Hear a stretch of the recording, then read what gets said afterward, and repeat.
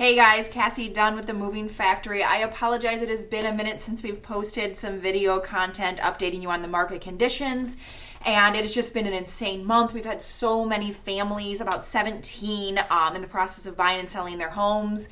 Just a fantastic month for our team, but I had a huge takeaway this month that I absolutely wanted to share with everybody, and that is that that common phrase we hear from everybody, you don't need a realtor to sell your home, homes sell themselves. So in a market like today, well, let me rephrase it. A market like last month, that was a little bit more true, that their buyers were rushing through the doors to get in to see homes. They're very pressured. The interest rates were lower.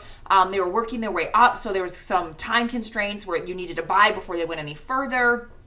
A lot of uncertainties, a lot of unknowns, and that was true. So as the market shifts, and it shifts almost daily, which is very frustrating if you're not watching or not paying attention, because you could literally, a shift could happen overnight and it changed the way your listing actually sells the next day.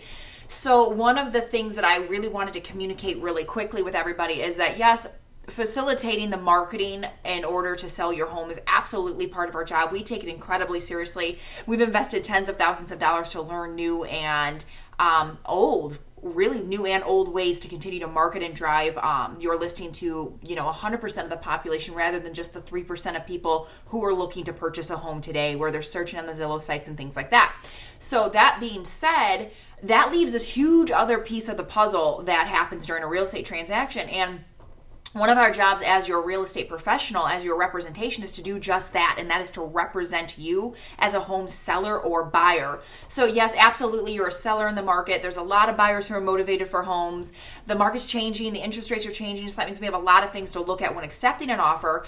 But sometimes what can happen is, if you go to sell your home on your own, great, I got a buyer, that's about the easiest part of the job. From there's a lot of facilitating that has to happen. There's a lot of moving pieces. There's a lot of different people involved, and things can go pretty south pretty quick, to the point where you could have an agent call you and tell you, hey, this just happened to us on a buyer. Craig closed this morning. Congratulations to him, and just being such a trooper for going to such a difficult closing. Where a couple days ago, they realized that the seller was upside down on themselves. So which means they put the home to market, they sold it, they negotiated and renegotiated the crap out of them. Honestly, we got our buyer concessions. We got them to pay for escrow fees, for repairs. It was really good negotiating for our buyer. But what happened was that seller ended up upside down, and meaning they owed $9,000 to sell their home at closing.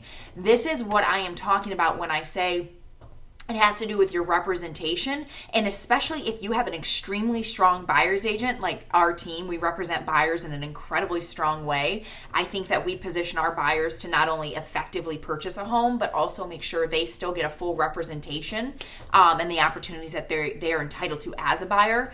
But that being said, the agent got a hold of us last week and said, hey, my seller's upside down. You have to get rid of your commission to pay for it, and everybody's going to go in. And that just wasn't going to happen. And the other thing that wasn't going to happen was our buyer wasn't going to sign on their home. So we're never going to let a circumstance like that stand in the way of our buyer taking occupancy of a home that they've worked their butts off to get and get moved into, and it's good for their family. But it really was an eye-opener to me how much your representation matters, and how quickly, if your representation isn't on the ball of all the different moving pieces, including how much you actually owe on the property, how quickly it can go south, and you go from thinking you are in one position to in a totally different other position.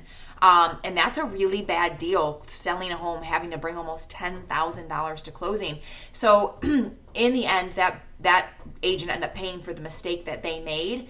But the fact is that shouldn't happen to sellers. And while, yes, there are buyers beating down our doors at times, because that's not happening completely anymore, depending on the type of property that you're in, but the representation that guides you and helps you make these decisions, even on the negotiating process, what it means to you in your life, is absolutely paramount, and really what you're paying an expert for. So if you have any questions about selling your home, I'm going to drop our link to have a strategy session. If you have questions about buying, please reach out. We are so excited going into the end of summer, get a little breather here coming soon, but we are ready to work, and we are ready to just make people's lives better and get them to where they are going in life.